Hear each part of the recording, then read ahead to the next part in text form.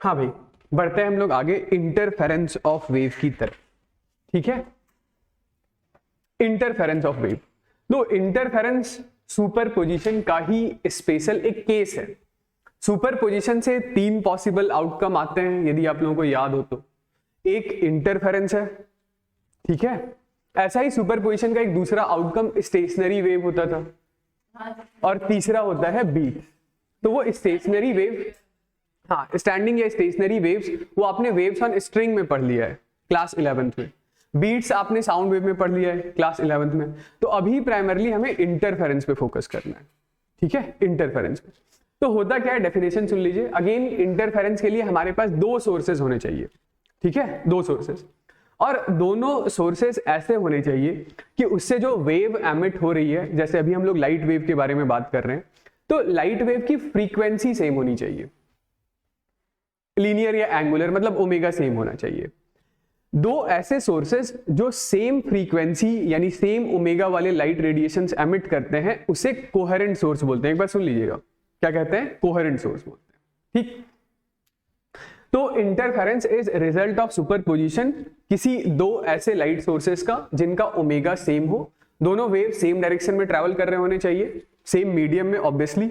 तो जब दोनों सुपर इंपोज करते हैं, तो वो जो हमारा रीजन ऑफ सुपरपोजिशन होगा, जिस पूरे रीजन में लाइट वेव सुपर इंपोज होगी, तो उस रीजन में इंटेंसिटी का रीडिस्ट्रीब्यूशन हो जाता है। एक पॉइंट पर, मतलब एनर्जी का रीडिस्ट्रीब्यूशन हो जाता है। एक पॉइंट पर इंटेंसिटी मैक्सिमम आता है, अगले पॉइंट पर मिनिमम आता है, फिर से एक पॉइंट पर मैक्सिमम आता है, फिर से अगले पॉइंट पर मिनिमम आता है, ठीक है। मतलब मैक्सिमा मिनिमा बनता रहता है, ठीक। तो लिखिए इस बात को कि ये 2 है, when 2 light wave of same frequency same, और दोनों के बीच का जो फेज डिफरेंस है वो या तो 0 है या कांस्टेंट है, तो ऐसे ही सोर्सेस को अभी हम लोग अलग से डिफाइन कर लेंगे, कोहेरेंट सोर्सेस कहते हैं, ठीक है। क्या कहते हैं, कोहेरेंट सोर्सेस। ये दोनों सोर्सेस सेम डायरेक्शन में ट्रैवल कर रहे होने चाहिए, ठीक है। तो जब ये सुपर इंपोज होंगे, तो intensity in the region of superposition gets redistributed, becoming maxima at one point and minima at other point, ठीक है। ये समझ आ गया, ठीक है। तो चलिए देखिए, सबसे पहले हम लोग एक बार के लिए बात कर लेते हैं इंटरफेरेंस के टाइप्स के बारे में, ठीक है। ओके, तो इंटरफेरेंस का मतलब समझ आ गया है, ठीक है। अब हम लोग बात कर रहे हैं टाइप्स ऑफ इंटरफेरेंस के बारे में, ठीक है। समझिएगा, 2 टाइप के इंटरफेरेंस होते हैं, पहला है कंस्ट्रक्टिव और दूसरा है डिस्ट्रक्टिव, ठीक है। तो देखिए, एक बार के लिए ऐसा समझिए कि ये यहां पर है हमारे पास कोई एक सोर्स, इसका नाम है S1, और ये कोई दूसरा सोर्स है S2, ठीक है। थोड़ी देर के लिए मान लेते हैं कि दोनों कोहेरेंट हैं। कोहेरेंट यानी यहां से जो लाइट रेडिएशन आ रही है, इसका भी एंगुलर फ्रीक्वेंसी ओमेगा, और ये दूसरे सोर्स का भी एंगुलर फ्रीक्वेंसी ओमेगा, ठीक। ये दोनों सोर्सेस से लाइट रेडिएशन चलते चलते एक पर्टिकुलर पॉइंट पर सुपर इंपोज हो रहे हैं, ठीक है। दोनों एक ही पॉइंट पर सुपर इंपोज हो रहे हैं। मैं एक बार के लिए जस्ट दिखाने के लिए थोड़ा सा अलग तरीके से ड्रॉ कर देता हूं कि S1 से एक लाइट रेडिएशन यहां से चलते चलते चलते यहां कहीं तक, ये रीजन ऑफ सुपरपोजिशन है। ये जो लाइन है, ये एक बार के लिए मान लीजिए दिस इज स्क्रीन, ये क्या है, स्क्रीन है, जैसे यहां पे, ठीक। जो दूसरा सोर्स है, वो दूसरा सोर्स S2, ये पहुंचे दोनों एक ही पॉइंट पे। बस ऐसे आपको समझ आ जाए, मैं थोड़ा सा ऐसे नीचे ड्रॉ करके दिखा देता हूं,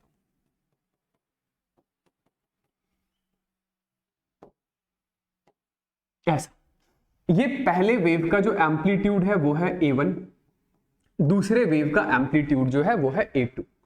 तो जैसे दोनों सेम पॉइंट पर पहुंच रहे हैं, तो जब दोनों सुपर इंपोज होंगे, तो ये पहला वेव क्या बोलेगा कि ये जो मीडियम का पार्टिकल है, मैं उसे A1 यूनिट नीचे लेकर जाना चाहता हूं, और ये दूसरा wave at the same time क्या कह रहा है कि मैं इस मीडियम के पार्टिकल को A2 यूनिट नीचे लेकर जाना चाहता हूं। तो जो मीडियम का पार्टिकल है वो कितना यूनिट नीचे जाएगा बताइए, A1 प्लस A2 यूनिट नीचे, या फिर similarly A1 plus A2 unit ऊपर जाएगा ना,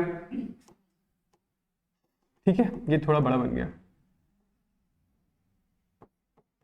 आ रही है वाली बात समझ। तो इस टाइप का ये जो इंटरफेरेंस है, इसे हम लोग कहते हैं कंस्ट्रक्टिव इंटरफेरेंस, ठीक है। याद आया, ये 11th में वेव्स ऑन स्ट्रिंग में देखा है, ठीक है। चलिए, तो अब ये कंस्ट्रक्टिव इंटरफेरेंस यदि हमारा है तो ये यहाँ प्राइमरली आपको याद क्या रखना है, नहीं याद रखना है कंडीशन। यहाँ पे रिजल्टेंट एम्पलीट्यूड तो A1 प्लस A2 आ रहा है, ठीक है। कंडीशन इन टर्म्स ऑफ हम लोग डिफाइन करने जा रहे हैं path difference and phase difference, ठीक है। पाथ डिफरेंस का लिटरली मतलब है पाथ का डिफरेंस। जैसे एक बार के लिए यहीं से देख लीजिए कि ये वाली जो हमारी वेव है, ये सुपर इंपोज होने के पहले ये यहां से यहां तक का डिस्टेंस दिस इज लैम्डा, और ये वाला डिस्टेंस इज लैम्डा बाई 2। ये जो दूसरी वेव है इसके लिए भी ये वाला डिस्टेंस लैम्डा और ये वाला डिस्टेंस लैम्डा बाई 2। तो दोनों वेव मीट यानी सुपर इंपोज होने के पहले कितना डिस्टेंस ट्रैवल की है, तो लैम्डा प्लस लैम्डा बाई 2 यानी 1.5 लैम्डा। तो दोनों के बीच के पाथ का डिफरेंस कितना है, दोनों सेम पाथ ट्रैवल करके आ रही है, तो कंडीशन में पहला आपको याद रखना है in terms of path difference. बताइए कितना है पाथ डिफरेंस, जवाब है 0, ठीक है ना। अब यदि इस S1 को मैं थोड़ा पीछे कर देता ऐसे, जैसे ये एक साइकिल और ट्रैवल कर चुका होता पहले से ही यहां तक आने के पहले, तब पाथ डिफरेंस कितना हो जाता, तब पाथ डिफरेंस ये lambda plus lambda by 2 2.5 lambda और नीचे वाला 1.5 लैम्डा। तो वैसे सिचुएशन में पाथ डिफरेंस हो जाता लैम्डा, ओके ना। यदि इसको एक साइकिल और पीछे से स्टार्ट करवाता तो पाथ डिफरेंस कितना होता, 2 लैम्डा। इंटरफेरेंस तब भी कंस्ट्रक्टिव नेचर का होता, तब भी एम्पलीट्यूड मैक्सिमम होता। तो क्या मैं ऐसा कह दूं कि पाथ डिफरेंस 0 हो, लैम्डा हो, 2 लैम्डा हो, 3 लैम्डा हो, 4 लैम्डा हो, 5 लैम्डा हो, या पाथ डिफरेंस n लैम्डा हो, इन सभी सिचुएशंस में इंटरफेरेंस कंस्ट्रक्टिव नेचर का होता है, रिजल्टेंट एम्पलीट्यूड मैक्सिमम होता है। अभी एक बार के लिए जस्ट मैंने फिगर बना के समझाया, इसी चीज को मैथमेटिकली भी हम लोग अभी प्रूफ कर लेंगे थोड़ी देर में, ठीक है, ओके। यदि ये पाथ डिफरेंस है तो फेज डिफरेंस कितना होगा, बताइए फेज डिफरेंस। तो आपको ये पता है ही सही कि वेव अपनी एक साइकिल में जो फेज चेंज करता है, जो फेज कंप्लीट करता है वो 2 पाई होता है, ठीक है। तो ये तो एक्चुअली था नहीं, ये तो मैंने बाद में ड्रॉ किया था, देखिए। तो इस पॉइंट से इस पॉइंट तक आने में फेज हो गया 2 पाई, फिर आधी साइकिल और चला तो पाई, तो यानी कि इस पॉइंट पर जो वेव सुपर इंपोज हो रहा है उसका फेज है 3 पाई, इसका भी फेज 3 पाई, तो फेज का डिफरेंस कितना हो गया 0। यदि ये एक साइकिल पहले से और चलकर आ रहा होता तो फेज का डिफरेंस होता 2 पाई, यदि वो एक साइकिल और पहले से चलकर आ रहा होता तो फेज डिफरेंस होता 4 पाई। यानी मेरे कहने का मतलब है कि फेज डिफरेंस यदि 2n पाई हो तो उसके equivalently path difference n lambda होगा, मतलब n लैम्डा पाथ का difference is same as 2n pi phase का डिफरेंस, यानी लैम्डा यूनिट पाथ का डिफरेंस इज 2 पाई यूनिट का फेज का डिफरेंस, ठीक है। तो ये कंडीशन है किसके लिए, कंस्ट्रक्टिव इंटरफेरेंस के लिए, याद रखिएगा, रट लीजिए इसको साथ साथ, ठीक है, रट लिया, ओके ना। तो दूसरे टाइप का इंटरफेरेंस इज डिस्ट्रक्टिव, डिस्ट्रक्टिव,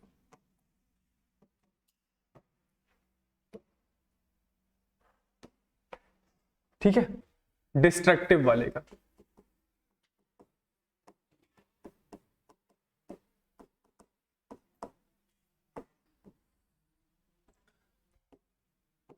तो ये था पहला सोर्स,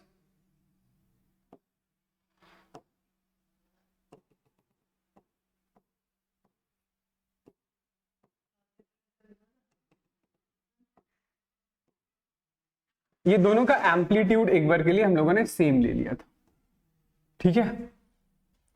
तो हाँ, जैसे मैं क्या कह रहा था कि जैसे ही दोनों सुपर इंपोज हो रहे हैं तो अब पॉइंट ऑफ सुपरपोजिशन पर रिजल्टेंट एम्पलीट्यूड कितना आएगा 0, क्योंकि ये कह रहा था कि मुझे मीडियम के पार्टिकल को नीचे लेकर जाना है, ये कह रहा है मुझे मीडियम के पार्टिकल को ऊपर लेकर जाना है, तो मीडियम का पार्टिकल कहीं पर भी नहीं गया था, ठीक है। तो पाथ डिफरेंस कितना आया बताइए, कंडीशन के बारे में हम लोग बात कर रहे हैं, किस बारे में, कंडीशन के बारे में। तो पाथ का जो डिफरेंस है, यस, पाथ का डिफरेंस देखिए, तो दिस इज 1.5 लैम्डा, तो ये डिस्टेंस देखिए ये कितना है, लैम्डा प्लस लैम्डा, ये 1.5 लैम्डा है, ये 1 लैम्डा है, तो जो पाथ का डिफरेंस है वो पाथ का डिफरेंस कितना है, लैम्डा बाई 2, ठीक है। यदि ये एक साइकिल पहले से और चलकर आ रहा होता तो पाथ का डिफरेंस कितना होता, 3 लैम्डा बाई 2, एक साइकिल और चल के आ रहा होता तो 5 lambda by 2 and so on. तो इसको हम लोगों ने क्या लिख लिया बताइए, 2n-1 लैम्डा बाई 2, ठीक है, 2n-1 लैम्डा बाई 2, ठीक है। चलिए नेक्स्ट हम लोग बात करते हैं, ये n कहां से स्टार्ट करना है, n स्टार्ट करना है 1 2 3 एंड सो ऑन, ठीक है भाई। यदि ये पाथ डिफरेंस है तो फेज डिफरेंस कितना है, हाँ नहीं, ये इस पॉइंट का फेज 0 है, इस पॉइंट का फेज 2 पाई है, इस पॉइंट का फेज 3 पाई है, और इसने कितना फेज कवर किया है 2 पाई, तो 3 pi minus 2 pi is equal to pi. यदि ये एक साइकिल पहले से चलकर आ रहा होता तो फेज का डिफरेंस कितना हो जाता 3 पाई, फेज का डिफरेंस कितना हो जाता 5 पाई एंड सो ऑन। तो फेज डिफरेंस इज 2n-1, ठीक है भाई। लैम्डा यूनिट पाथ से एसोसिएटेड होता है 2 पाई यूनिट का फेज, ठीक है। तो ये लैम्डा की जगह 2 पाई लिख दीजिए, 2 से 2 कैंसिल आउट हो जाएगा, कितना आएगा पाई आएगा, ठीक है, समझ आ रहा है। तो ये रट लीजिए सबसे पहले तो, ठीक है, ओके। मैं एक बार समराइज करने के लिए कंडीशंस यहां पे लिख देता हूं। कंस्ट्रक्टिव इंटरफेरेंस के लिए जो पाथ डिफरेंस होना चाहिए, पाथ डिफरेंस को हम लोग डेल्टा एक्स से डिनोट करेंगे, तो पाथ डिफरेंस कितना होना चाहिए बताइए, n लैम्डा होना चाहिए, ठीक है। कोई भी ऐसी दो वेव जो सुपर इंपोज हो रही है उसके बीच का पाथ का डिफरेंस जैसे ही n लैम्डा होगा कंस्ट्रक्टिव इंटरफेरेंस होगा, और फेज डिफरेंस को हम लोग डेल्टा फाई से डिनोट करेंगे, तो वो 2n पाई होना चाहिए। और डिस्ट्रक्टिव इंटरफेरेंस के लिए यही पाथ डिफरेंस हमारा होना चाहिए 2n-1 लैम्डा बाई 2, यानी कि odd multiple of lambda by 2, या फेज डिफरेंस हमारे पास होना चाहिए 2n-1 पाई के बराबर। ये याद होना चाहिए भाई, ठीक है। चलिए आगे बढ़ते हैं, ठीक है। नेक्स्ट हेडिंग डालिए, लिखिए mathematical treatment of wave superposition. Yes, ये सीबीएसई में है और सीबीएसई वाले मेथड से भी हम लोग कर लेते हैं, ठीक है। अच्छा देखिए, ये पहला सोर्स है S1, यहां से एक वेव ऐसे चलते चलते चलते इधर किसी पॉइंट P पर आ रही है। ये कोई दूसरा सोर्स है S2, यहां से कोई वेव चलते चलते चलते इधर पॉइंट P तक आ रही है। पहले वेव के लिए डिस्प्लेसमेंट एक्सप्रेशन है y1, दूसरे वेव के लिए डिस्प्लेसमेंट एक्सप्रेशन है y2, ठीक है। अब ये जो डिस्प्लेसमेंट एक्सप्रेशंस होते हैं ये जनरली इलेक्ट्रिक या मैग्नेटिक फील्ड के टर्म्स में एक्सप्रेस किया जाएगा यदि ये वेव लाइट वेव है तो, ठीक है। तो मैं y1 की बजाय y1 is same as E1 लिखता हूं। E1 is amplitude of electric field vector at any time t, ठीक है। तो इसको हम लोग क्या लिख लेंगे, this is E01 into sine of omega t। ये जो दूसरा वेव है y2, this is E2, this is equal to E02 into sine of omega t plus phi. इन दोनों वेव के बीच का फेज का डिफरेंस कितना है, फेज का डिफरेंस है फाई। E01 क्या है, तो इलेक्ट्रिक फील्ड वेक्टर का एम्पलीट्यूड पहले वेव से आने वाली, पहले सोर्स से आने वाली लाइट वेव का। E02 क्या है, तो amplitude of electric field vector उस लाइट वेव का जो दूसरे सोर्स से आ रही है, ठीक। According to principle of superposition y net यानी कि E net is equal to E1 plus E2 लिखेंगे, तो आप इस चीज को लिख सकते हैं, this is E01 sine of omega t plus E02 sine of omega t plus phi, alright, ठीक है। देखिए ये E01 sine of omega t तो ठीक है, फिर ये E02 इस चीज को हम लोग लिख लेते हैं, this is sine of omega t cos phi plus cos of omega t sine, ठीक है, ऐसा लिख सकते हैं, ओके। तो this is E01 sine omega t plus, या इसको एक साथ ही लिख लेता हूं, देखिए साइन ओमेगा t यहां पर भी है, साइन ओमेगा t यहां पर भी है, तो इस चीज को मैं लिख रहा हूं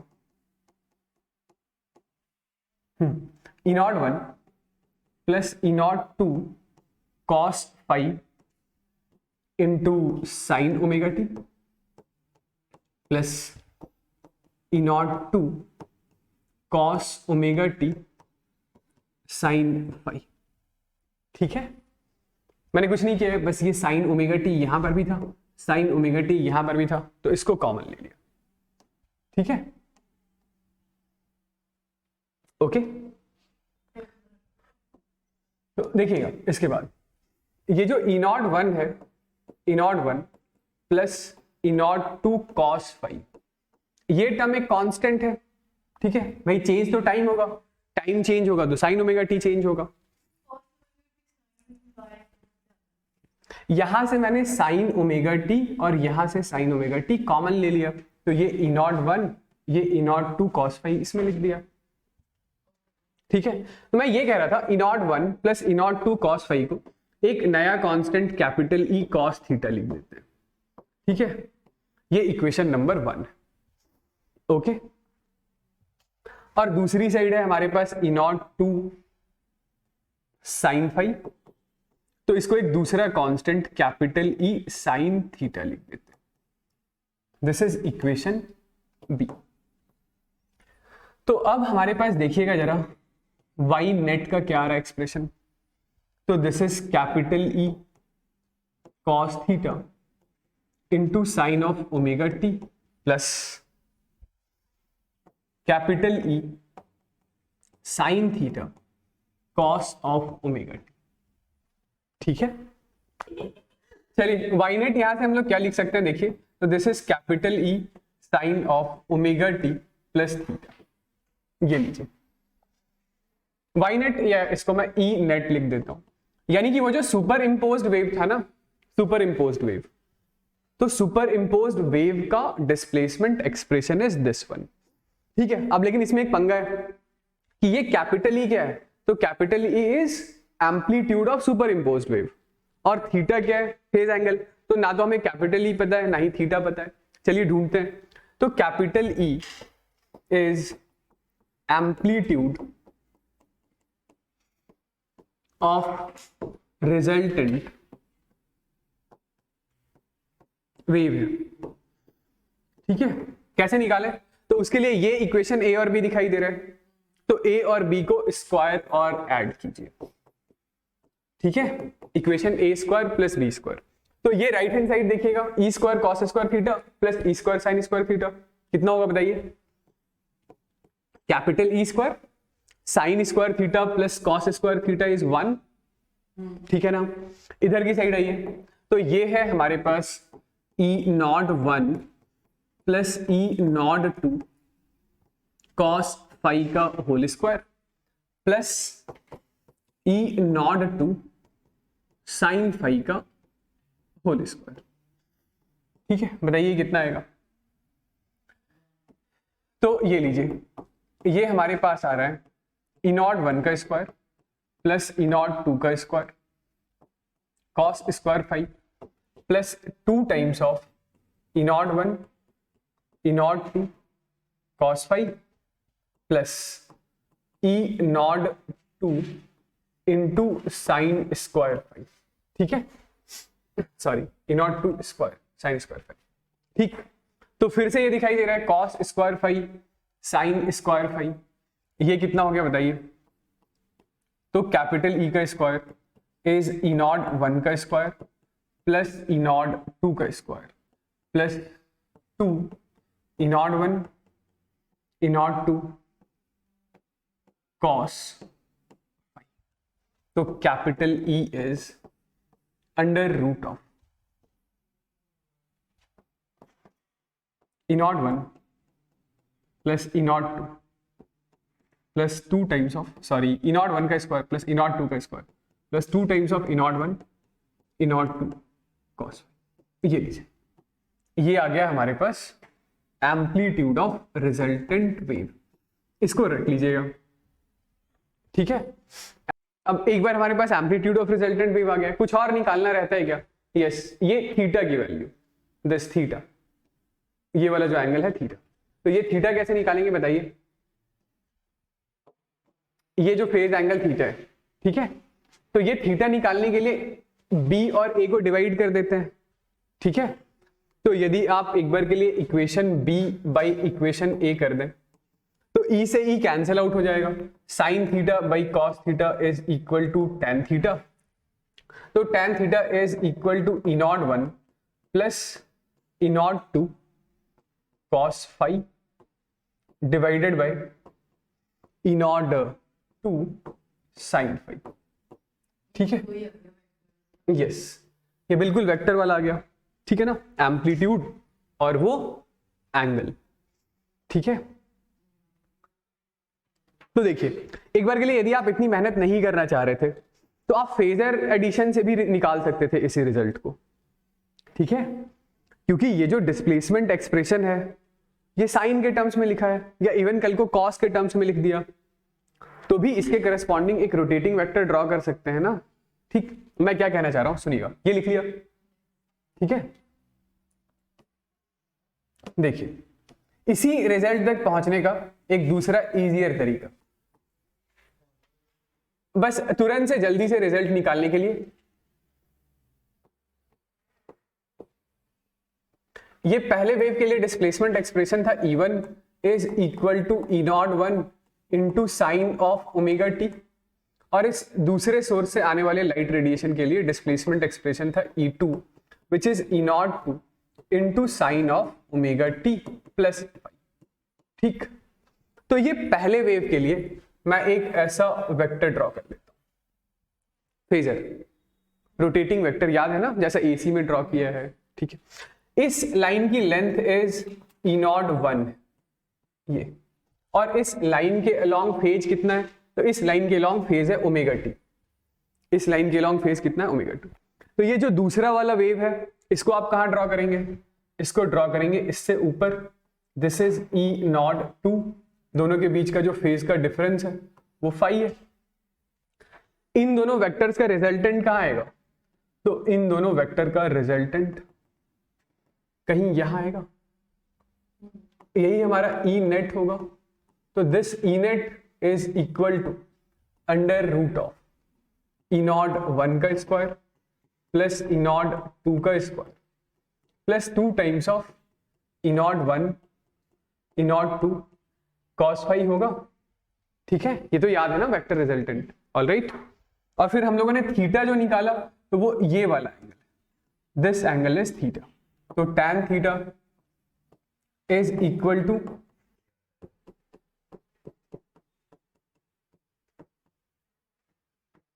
और ये लीजिए ये रहा हमारे पास tan थीटा का फॉर्मूला, ऑलराइट, ठीक है ना, ठीक।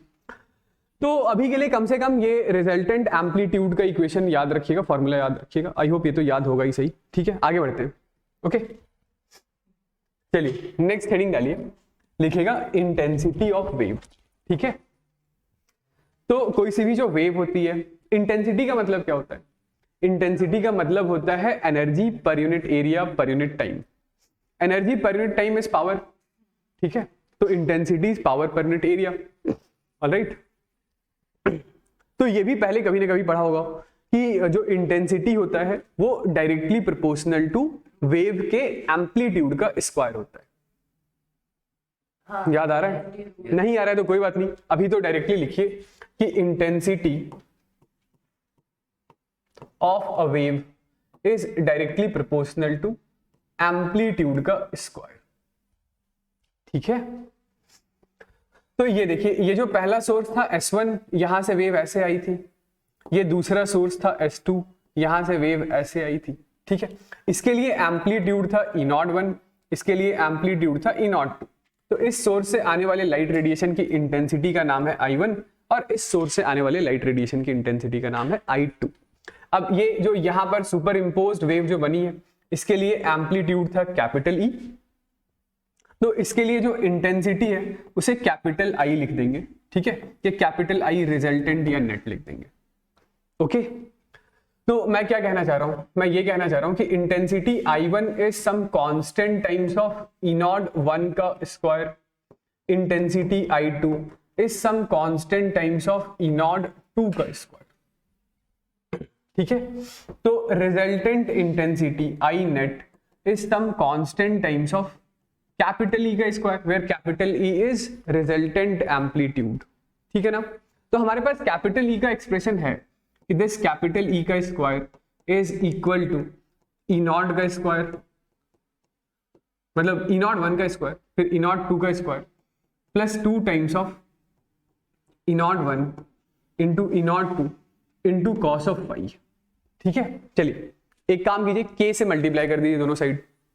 ठीक है, तो this is k times of capital E का square is k times of E naught 1 का square plus k times of E naught 2 का स्क्वायर प्लस 2 टाइम्स ऑफ, इसको ऐसा लिखना है under root k E naught 1 फिर under root k E naught 2 into cos of phi.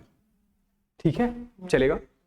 तो this k times of E square is amplitude, sorry intensity resultant.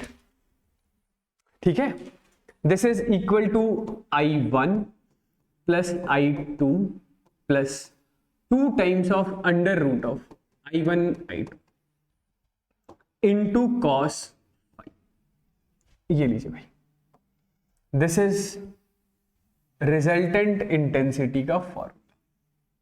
ठीक है, ये क्या आ गया, रिजल्टेंट इंटेंसिटी का सॉरी फॉर्मूला आ गया। यहीं पे मैं एक और छोटी सी बात कर लेता हूं। ठीक है, ये हमारे पास इंटेंसिटी का रिजल्टेंट किस सिचुएशन के लिए है, जब दोनों सोर्सेज से आने वाले लाइट रेडिएशन की इंटेंसिटी अलग अलग हो। पहले की इंटेंसिटी I1, दूसरे की इंटेंसिटी I2, तो resultant intensity is I1 plus I2 plus 2 times of under root I1 I2 cos phi. ठीक, यदि ऐसा हो कि दोनों सोर्सेज से आने वाले लाइट रेडिएशन की इंटेंसिटी सेम, तो 3 हो जाएगा। यदि दोनों सोर्सेज से आने वाले लाइट रेडिएशन की इंटेंसिटी सेम हो तो एक दूसरा जनरल एक्सप्रेशन बना लेते हैं।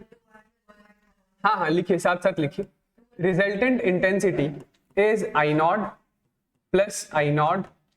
Plus 2 times of under root of I naught का स्क्वायर इंटू कॉस। ओके, तो आप इसे लिख सकते हैं, this is 2I0 plus 2I0 cos. यहां से इफ यू टेक 2I0 बाहर तो ये हो गया 1 प्लस कॉस फाई, और 1 plus cos theta is 1 plus cos theta is 2 cos square phi by 2। ठीक है, तो resultant intensity is 4I0 cos square phi by 2। ये लीजिए, तो आप ये भी रिजल्ट याद रखेंगे। ठीक है, ये रिजल्ट तब के लिए है जब दोनों सोर्सेज से आने वाले लाइट रेडिएशन की इंटेंसिटी सेम। ठीक, हाँ भाई, तो अभी तक हम लोग कोहेरेंट सोर्सेज समझ चुके हैं। ठीक है, एक बार के लिए हम लोग बात करते हैं सबसे पहले superposition due to incoherent sources. तो कोहेरेंट सोर्सेज का मतलब हम लोगों ने क्या डिस्कस किया था, लाइट के दो ऐसे सोर्सेज जो ऐसी लाइट रेडिएशन एमिट करते हैं जिसकी फ्रीक्वेंसी सेम हो, as a result of which wavelength same हो। ठीक, तो इनकोहेरेंट यानी कि उसका एग्जैक्टली उल्टा। इनकोहेरेंट से मेरे कहने का मतलब two sources of light which do not emit waves with constant phase difference. Constant phase difference आप ऐसा समझ सकते हैं कि दो ऐसे सोर्सेज जो ऐसी लाइट रेडिएशन एमिट कर रहे हैं जिसकी फ्रीक्वेंसी अलग है, चाहे वो लीनियर हो या एंगुलर हो, फ्रीक्वेंसी या ओमेगा अलग अलग होगा, तो as a result of which phase difference किसी पॉइंट पर कांस्टेंट नहीं आएगा। ठीक, कैसे नहीं आएगा देखिएगा इस बात को। ये यहां पर है हमारे पास एक सोर्स S1, ठीक है, और यहां पर है एक दूसरा सोर्स S2। इससे जो लाइट रेडिएशन आ रही है इसकी फ्रीक्वेंसी है ω1, और इससे जो लाइट रेडिएशन आ रही है इसकी फ्रीक्वेंसी है ω2। ठीक, यहां से लाइट रेडिएशन चलते चलते चलते इधर किसी पॉइंट पर आया, यहां से चलते चलते इधर किसी पॉइंट पर। ठीक है, लेट्स से कि ये जो वेव है ये सुपर इंपोज होने के पहले कुछ x1 डिस्टेंस ट्रैवल करता है, ये दूसरा वाला वेव सुपर इंपोज होने के लिए कुछ x2 डिस्टेंस ट्रैवल करता है। तो पहले वेव के लिए जो डिस्प्लेसमेंट एक्सप्रेशन है y1 से मेरा मतलब है इसके लिए जो इलेक्ट्रिक फील्ड का इंस्टेंटेनियस एक्सप्रेशन होगा E1, that is equal to E01 into sine of ω1t minus kx1 plus theta 1 एक बार के लिए लिखिए, ठीक है।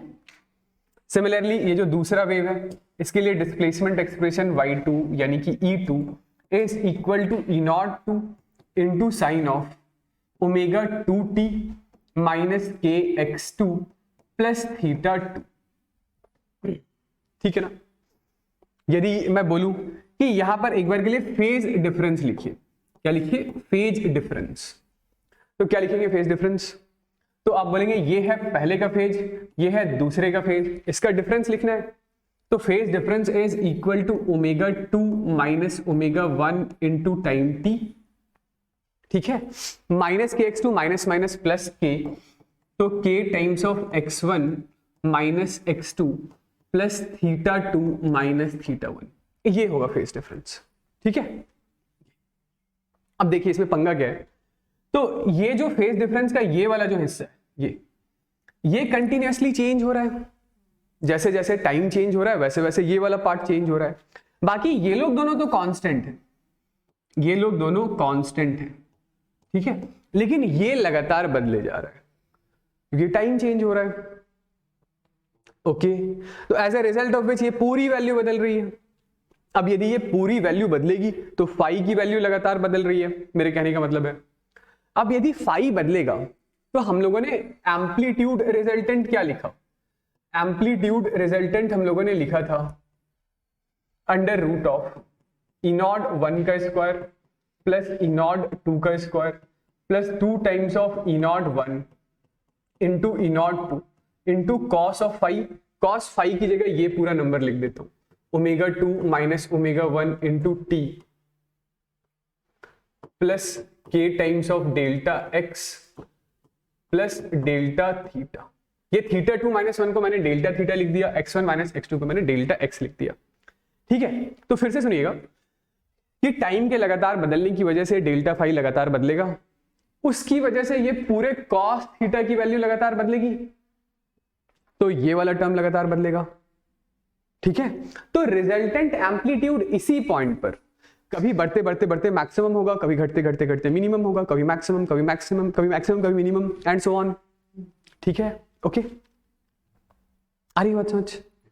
और ये इतनी जल्दी जल्दी चेंज हो रहा होगा कि हमारी ह्यूमन आई उसे परसीव नहीं कर पाएगी कि किस पॉइंट पर या किस इंस्टेंट पर एम्पलीट्यूड मैक्सिमम हुआ, किस इंस्टेंट पर एम्पलीट्यूड मिनिमम हुआ, ठीक है। जैसे मैं ये कहना चाह रहा हूं, देखिए कॉस थीटा की वैल्यू कहां से कहां के बीच में वेरी करेगी, कॉस थीटा -1 से +1, भाई इस पूरे चीज की वैल्यू, ठीक है, इस पूरे चीज की वैल्यू, इस पूरे चीज की वैल्यू -1 से +1 के बीच में आएगा। तो एम्पलीट्यूड रिजल्टेंट कितना आएगा, ये जो एम्पलीट्यूड रिजल्टेंट है E0 1 माइनस E0 2 से लेकर E0 1 प्लस E0 2 के बीच में वेरी कर रहा होगा,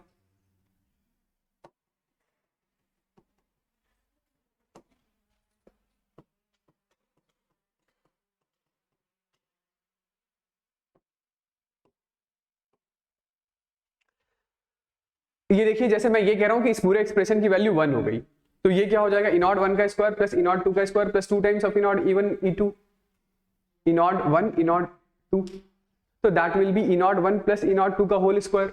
तो मैक्सिमम वैल्यू ये आएगी, जब ये cos फाई -1 हो जाएगा तो मिनिमम वैल्यू ये आएगी, ये है समझ भाई। cos थीटा 1 हो गया, ये जो cos थीटा है वो लगातार अपनी वैल्यू चेंज कर रहा है, तो cos थीटा की मिनिमम वैल्यू होती है -1, मैक्सिमम वैल्यू होती है +1। तो ये पूरा जो एक्सप्रेशन है हमारे पास एम्पलीट्यूड रिजल्टेंट का, वो कभी अपनी मिनिमम वैल्यू जनरेट करेगा विच विल बी E0 -1, मतलब E0 1 माइनस E0 2, और कभी अपनी मैक्सिमम वैल्यू तब जनरेट करेगा जब ये अपनी मैक्सिमम वैल्यू ये 1 जनरेट कर रहा है, which is E0 1 plus E0 2। तो ये एम्पलीट्यूड कंटिन्यूअसली इस रीजन में वेरी करता रहेगा, ठीक है, ओके, नहीं आया समझ, ठीक। अब यही काम इंटेंसिटी के साथ भी होगा, यही काम हमारा इंटेंसिटी के साथ भी होगा। तो इंटेंसिटी रिजल्टेंट भी चलिए मैं लिख देता हूं। इंटेंसिटी रिजल्टेंट हम लोगों ने क्या लिखा था बताइए, तो I1 plus I2 plus 2 times of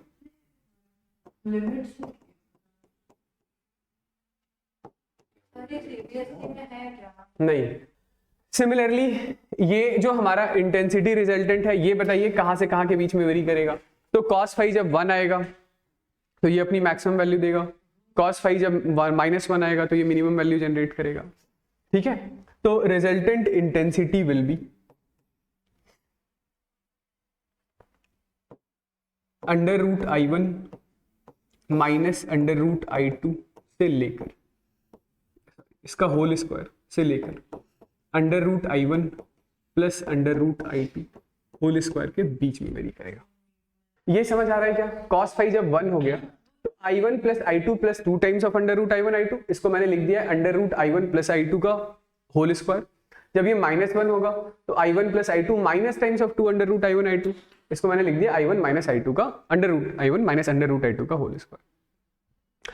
तो ये वेरिएशंस इतने रैपिड होंगे कि हमारी ह्यूमन आई इसको परसीव नहीं कर पाएगी कि कब ये इंटेंसिटी मिनिमम है और कब ये इंटेंसिटी मैक्सिमम है। तो इसकी वजह से जो हम लोग परसीव करते हैं दैट इज एवरेज इंटेंसिटी। ठीक, और ये एवरेज इंटेंसिटी क्या है? तो ऐसे सिचुएशन में जो एवरेज इंटेंसिटी होता है, average intensity that is just equal to intensity produced by सारे सोर्सेस का समेशन होता है। ठीक है, ये इसके ऊपर प्रीवियसली जेईई मेन में सवाल आ चुका है कि हमारे पास लाइट सोर्सेज हैं इनकोहेरेंट, सबकी इंटेंसिटी बता दी गई है, तो एवरेज इंटेंसिटी क्या है? ओके, जैसे सुनिएगा एग्जाम्पल कि ये एक ट्यूबलाइट मान लेते हैं, इस ट्यूबलाइट 1 की जो इंटेंसिटी है, ठीक है, कितना गप कर रहे हैं आप लोग, ट्यूबलाइट 1 की जो इंटेंसिटी है वो लेट से इंटेंसिटी है 0.4 वॉट पर मीटर स्क्वायर। ठीक है, ये ऊपर वाला ट्यूबलाइट बड़ा है तो इसकी जो इंटेंसिटी है सबकी, ये इंटेंसिटी लेट से है 1.5 वॉट पर मीटर स्क्वायर। ठीक है, अब मैं यदि यहां पे पूछूं कि ये कोई एक नोटबुक है, इस सरफेस एरिया पर एवरेज इंटेंसिटी कितना फॉल हो रहा है, तो जस्ट I1 प्लस I2। ठीक है, तो कोई एक छोटा सा ये रीजन है, ठीक, यहां पे जो इंटेंसिटी एवरेज गिर रहा है that is just equal to कितना होगा, तो 1.9 वॉट। सिंपल। ओके, ये वाली बात समझ आ गई है। ठीक है, तो यदि इस पर कोई सवाल आता है तो हो जाएगा। ठीक है, आगे बढ़ते, लिखिए next, superposition of coherent sources. ठीक है, तो कोहेरेंट सोर्सेस सिंपली कहने का मतलब दो ऐसे सोर्स ऑफ लाइट या दो ऐसे सोर्स ऑफ इलेक्ट्रोमैग्नेटिक वेव जिनसे रेडिएटेड लाइट की फ्रीक्वेंसी और वेवलेंथ होगी same, as a result of which किसी पॉइंट पर बनने वाला जो फेज डिफरेंस होगा या पाथ डिफरेंस जो होगा वो टाइम के साथ बदलेगा नहीं, वो टाइम के साथ नहीं बदलेगा। क्या कहना चाह रहा हूं मैं, देखिए फिर से,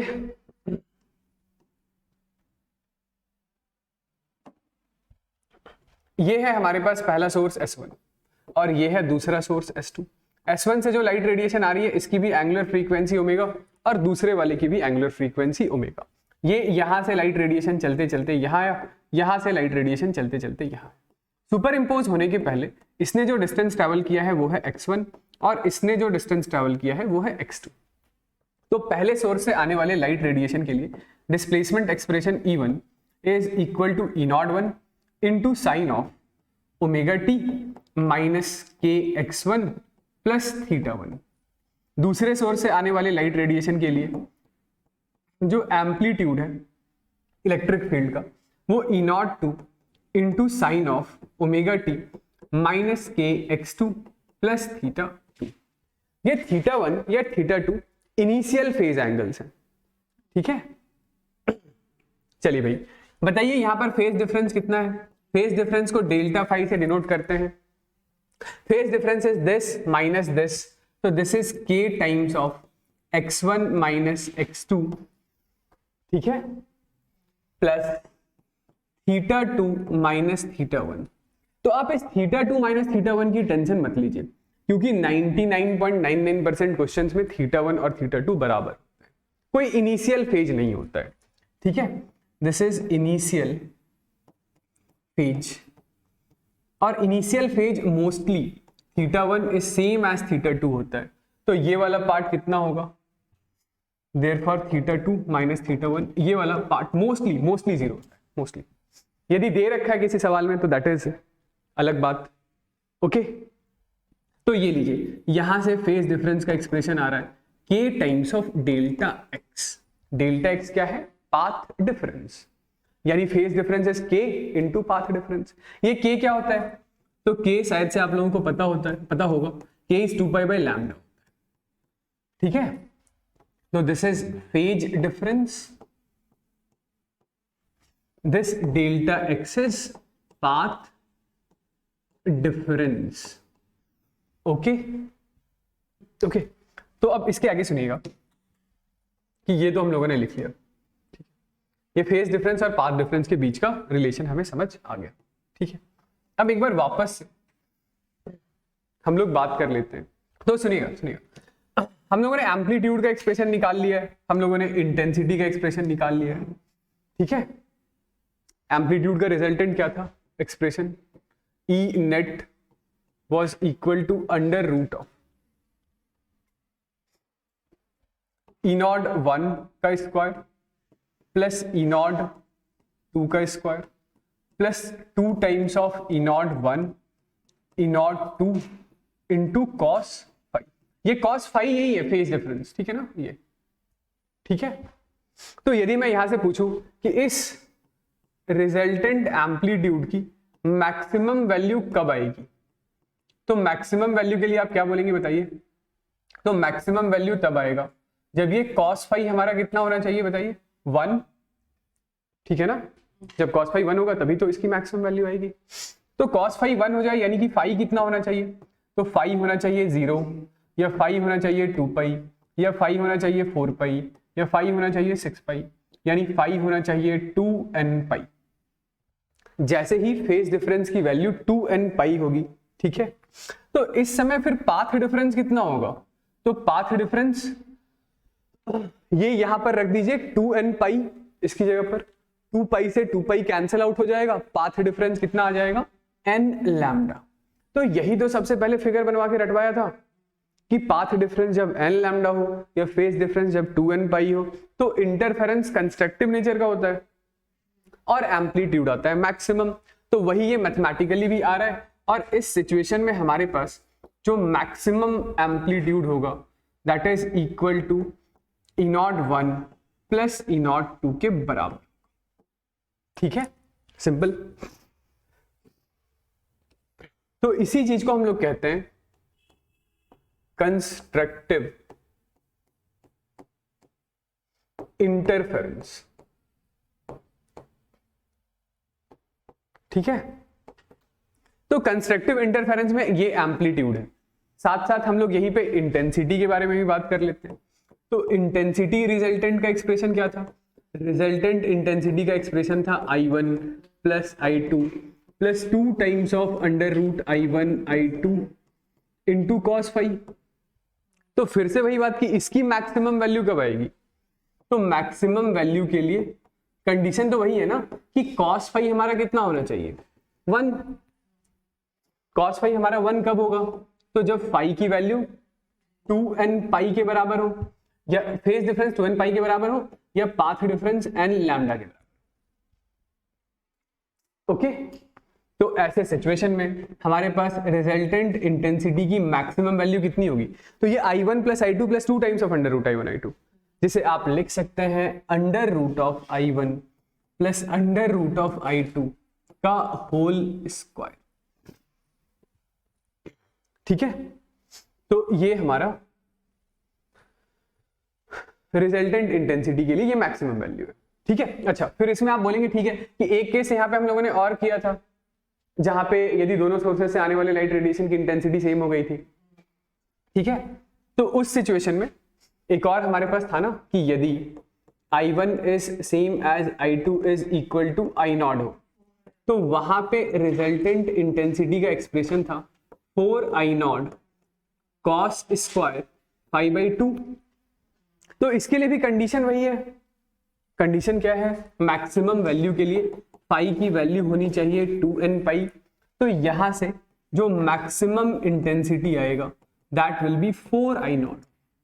ठीक है, कब? तो जब फाई की वैल्यू 2n पाई हो या path difference delta x n lambda. ठीक, ओके ना। ये एम्पलीट्यूड मिनिमम है, सॉरी मैक्सिमम है। ये इंटेंसिटी मैक्सिमम तब है जब दोनों सोर्सेस की इंटेंसिटी अलग अलग हो। ये इंटेंसिटी मैक्सिमम तब है जब दोनों सोर्सेस की इंटेंसिटी सेम। ओके, ठीक है। तो ये जब मैक्सिमम वैल्यू के बारे में बात कर रहे हैं तो तुरंत से हम लोग मिनिमम वैल्यू के बारे में भी बात कर लेते हैं। ठीक है ना, कंस्ट्रक्टिव इंटरफेरेंस। तो मिनिमम वैल्यू कब आएगा बताइए? तो देखिए दूसरी साइड,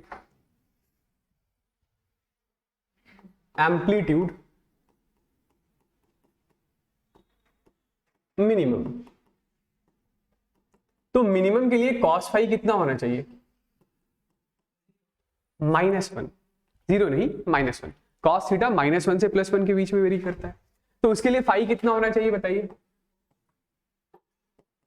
फाई होना चाहिए पाई। भाई अभी तो याद करवाया, 3 पाई, 5 पाई एंड सो ऑन। तो फाई होना चाहिए 2n-1 पाई।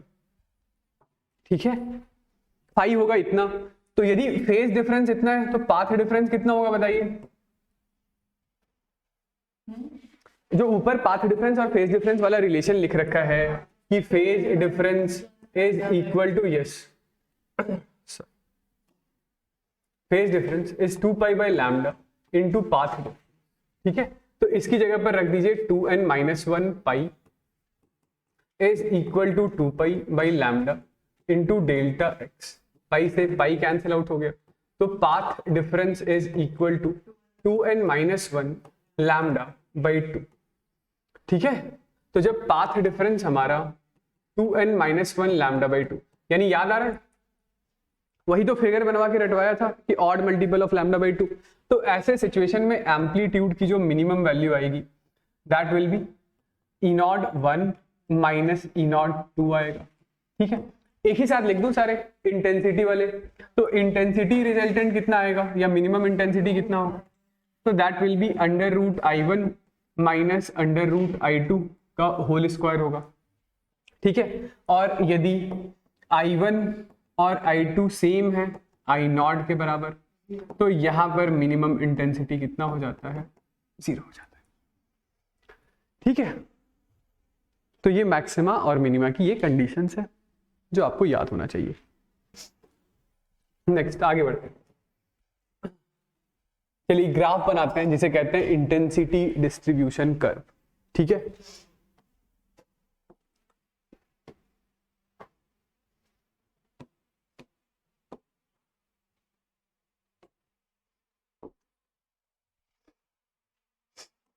ये वाई एक्सिस के अलोंग हम लोग ले लेते हैं इंटेंसिटी, और एक्स एक्सिस के अलोंग आप पाथ डिफरेंस लिख लीजिए या फेज डिफरेंस लिख लीजिए। ठीक है, तो ये ओरिजिन यानी कि यहां पर पाथ डिफरेंस कितना है? 0। तो पाथ डिफरेंस 0 तो फेज डिफरेंस 0। तो यहां पर आ रहा है maximum intensity which is √I1 plus √I2 का होल स्क्वायर। ठीक है, लेट्स से ये यहां कहीं पर कोई पोजीशन है जहां पर पाथ डिफरेंस है आपके पास लैम्डा बाई 2। ठीक है, पाथ डिफरेंस लैम्डा बाई 2 होगा, तो इस पोजीशन पर फेज डिफरेंस कितना होगा बताइए? पाई। ठीक है, तो यहां पर अब इंटेंसिटी इस पोजीशन पर मिनिमम हो चुका है, और ये मिनिमम इंटेंसिटी की वैल्यू है √I1 माइनस √I2 का होल स्क्वायर। तो ये इंटेंसिटी घटते घटते घटते यहां पर मिनिमम। वैसे ये दूसरी साइड भी कोई पॉइंट होगा जहां पाथ डिफरेंस है लैम्डा बाई 2 या फेज डिफरेंस कितना है? पाई। तो यहां पर ये इंटेंसिटी घटते घटते मिनिमम। ठीक है, फिर से इसके आगे कोई दूसरा ऐसा पॉइंट होगा जहां पर पाथ डिफरेंस कितना होगा? लैम्डा, या यहां पर फेज डिफरेंस कितना होगा? 2 पाई। तो यहां इंटेंसिटी दोबारा से बढ़ते बढ़ते बढ़ते मैक्सिमम। फिर इसके आगे लेट से कोई दूसरा ऐसा पॉइंट है जहां पर पाथ डिफरेंस है 3 लैम्डा बाई 2, या यहां पर पाथ फेज डिफरेंस है 3 पाई। तो यहां पर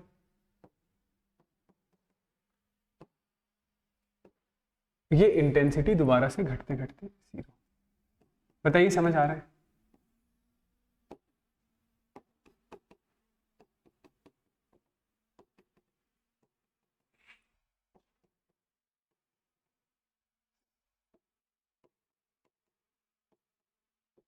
पाथ डिफरेंस है लैम्डा, फेज डिफरेंस है पाई।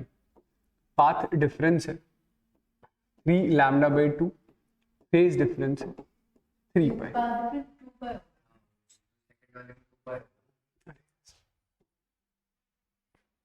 ठीक। और यदि यही दोनों सोर्सेस से आने वाले लाइट रेडिएशन की इंटेंसिटी सेम होती तो मैं यहां पे लिख रहा होता 4I0 और इसको 0 तक ले आता, फिर से उठाकर 4I0, फिर से नीचे ले आकर के 0, फिर से 4I0, क्योंकि वहां पे तो मैक्सिमम इंटेंसिटी 4I0 थी और मिनिमम इंटेंसिटी 0 था। ठीक है, तो वो कर लेंगे। तो ये इसमें कोई कंफ्यूजन तो नहीं है कि ये मतलब क्या, ये किस चीज, ये फेज डिफरेंस पार्ट डिफरेंस कहां पे, एक बार इस चीज को देख लीजिएगा। ठीक है, देखिए मैं क्या कहना चाह रहा था।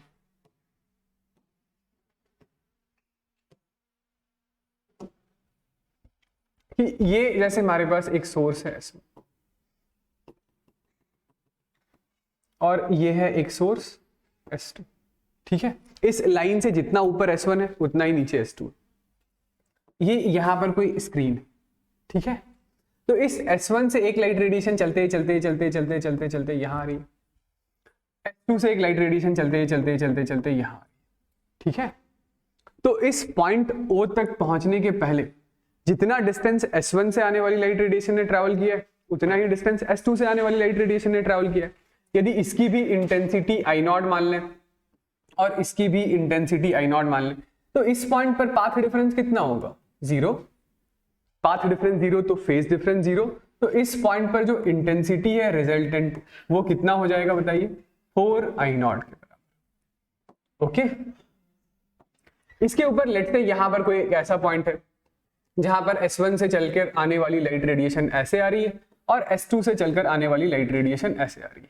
लेट्स से कि यहां तक पहुंचने के पहले दोनों सोर्सेस से आने वाली लाइट रेडिएशन ने सेम डिस्टेंस से ट्रैवल किया नहीं है, S2 से आने वाली लाइट रेडिएशन ने ज्यादा डिस्टेंस ट्रैवल किया है S1 के मुकाबले। तो पाथ डिफरेंस मान लेते हैं एक बार के लिए कितना हो गया है? λ/2। तो पाथ डिफरेंस जैसे ही λ/2 हुआ तो फेज डिफरेंस पाई हो गया। तो इस पॉइंट पर रिजल्टेंट इंटेंसिटी कितनी हो गई है? 0 हो गई।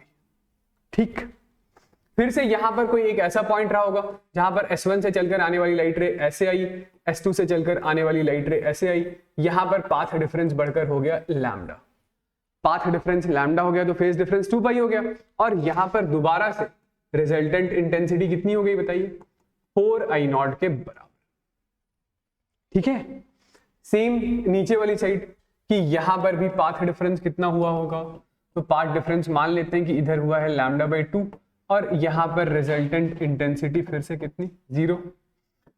यहां पर फिर से पाथ डिफरेंस हुआ है लैम्डा, तो रिजल्टेंट इंटेंसिटी 4I0।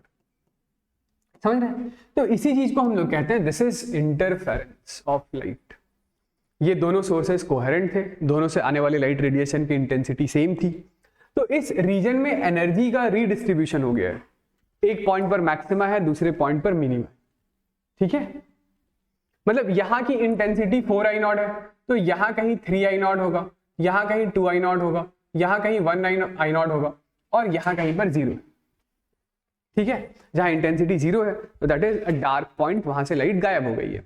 ओके, तो अब यदि कोई ऐसा पूछ ले कि क्या इस इंटरफेरेंस में एनर्जी कंजर्वेशन फेल हो रहा है कि भाई एक सोर्स से आने वाले लाइट रेडिएशन की इंटेंसिटी I0 है, दूसरे से भी आने वाले लाइट रेडिएशन की इंटेंसिटी I0 है, लेकिन इस पॉइंट पर I0 और I0 मिलकर 4I0 हो गए, तो एनर्जी तो बढ़ गई।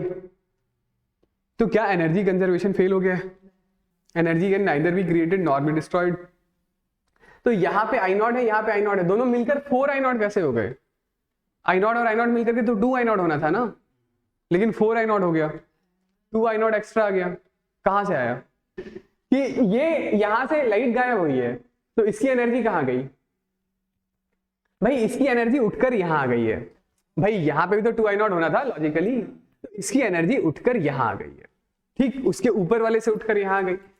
तो इसे ही हम लोग कहते हैं कि एक पॉइंट पर मैक्सिमा बन रहा है, दूसरी पॉइंट पर मिनिमा, यानी कि energy that disappears from the dark point reappears at the bright point. So energy conservation के बारे में चिंता मत कीजिए, दैट इज स्टिल वैलिड। ठीक है।